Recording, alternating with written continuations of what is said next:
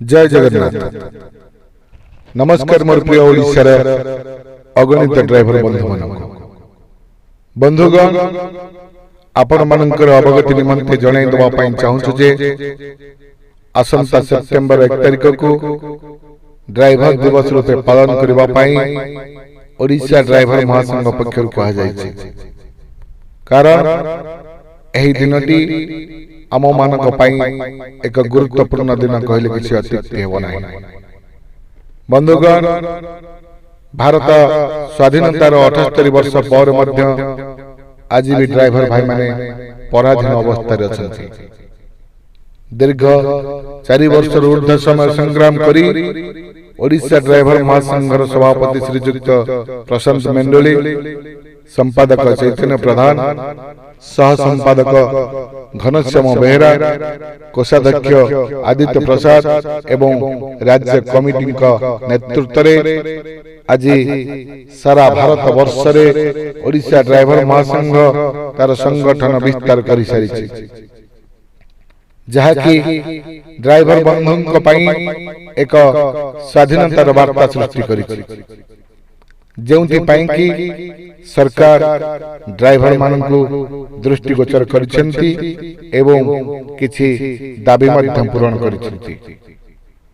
आपण मानक सहयोग रे ओडिशा ड्राइवर महासंघ एते बड़ संगठन तयारी करि परिछि।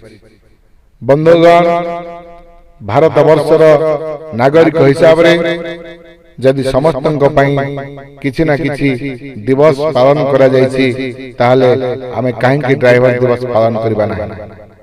निश्चिंत रूपे आमे माने सेप्टेम्बर 1 को ड्राइवर दिवस रूपे पालन करबा। एही दिनटी आम्भ मानक पई एक नूतन वातावरण सृष्टि करिवो। अगरु ओडिशा रे ड्राइवर मानक पई वर्दीर प्रचलन करा जाय नथिला। जेबेठू ओडिशा ड्राइवर महासंघ आसिला सेबेठू ओडिशा रे ड्राइवर माने वर्दी पिंधिबा आरंभ कले। एही वर्दी पिंधाइबारे ड्राइवर महासंघर राज्य उपदेष्टा श्रीयुक्त अवकाश काठवांकर भूमिका अत्यंत गुरुत्वपूर्ण, जहाँकि ड्राइवर महासंघर सदस्य मानकु एक नूतन परिचय प्रदान करिछि। बंधुगण आज भी ओडिशा ड्राइवर महासंघ जरिया रे आमे समस्त संगठित होई परिछे। तेणु संगठन को सुदृढ़ करबा सहित सेप्टेम्बर 1 को ड्राइवर दिवस रूपे पालन करिबा। एही दिनटी रे ड्राइवर माने निज मालिक मानक ठारू छुट्टी नेई कामरू निवृत्त रही निज परिवार सहित एवं ड्राइवर भाई मानक सहित हस खुशी रे कटांत। जदि श्रमिक दिवस रे श्रमिक माने छुट्टी नेई श्रमिक दिवस पालन करि पारुछंती ताले आमे ड्राइवर भाई माने काहेकि छुट्टी नेई ड्राइवर दिवस पालन करबा नाही। तेणु प्रत्येक ड्राइवर भाई मानक अनुरोध सेप्टेम्बर 1 को ड्राइवर दिवस रूपे पालन करंतु।